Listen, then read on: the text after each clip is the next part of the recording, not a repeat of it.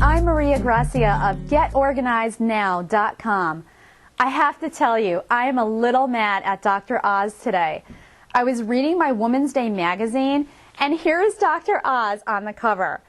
Dr. Oz has become the model of health as of late, and in this particular issue, he has a whole section dedicated to sharing wellness tips. Now, please don't get me wrong. I like Dr. Oz, and I'm just amazed at what he's been able to accomplish over the years. But I have an issue with something he said about multitasking and the fact that it's not a good thing. In fact, lately I've been hearing lots of people who are discounting the benefits of multitasking. When the term multitasking became popular, it had to do with a computer doing multiple tasks at the same time from a single processor. When humans multitask, it's a little different. In general, we are rarely doing two things at the same time. Our brains just don't work like that. Instead, what we're really doing when we're multitasking is shifting our focus rapidly from one task to another task. Productive people are multitasking all the time, and I would bet $1 million that Dr. Oz spends a good portion of his day multitasking. I know I multitask when it's good to do so. Now let me give you some examples of when you should not multitask. The first thing that comes to mind is texting or reading while you're driving. Doing so may end up in you hurting yourself or you hurting someone else. Bad idea. 2. Talking to someone on the phone while responding to email.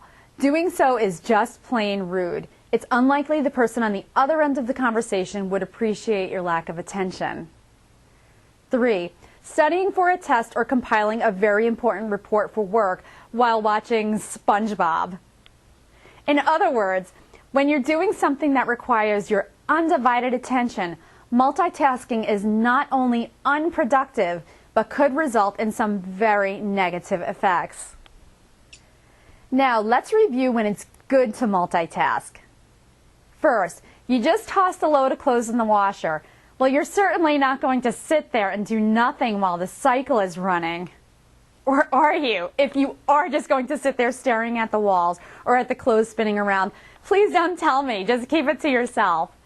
All kidding aside, while those clothes are getting done, you can mop your floors, you can write up some bills, you can chop some veggies, do some reading, or a multitude of different activities.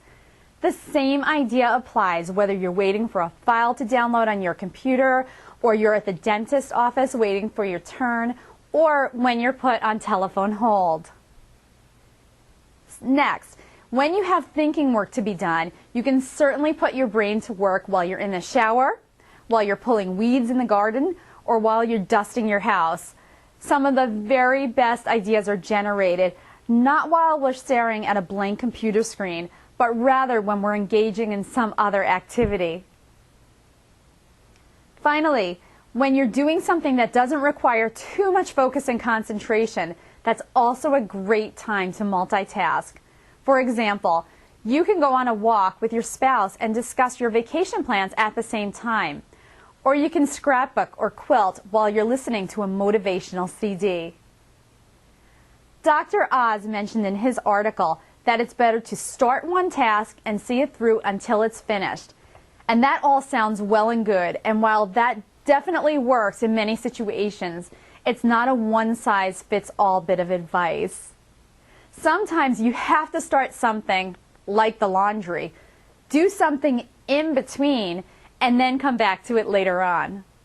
In fact, I'm sure if Dr. Oz was standing here, and wouldn't that be so awesome, he would agree with me.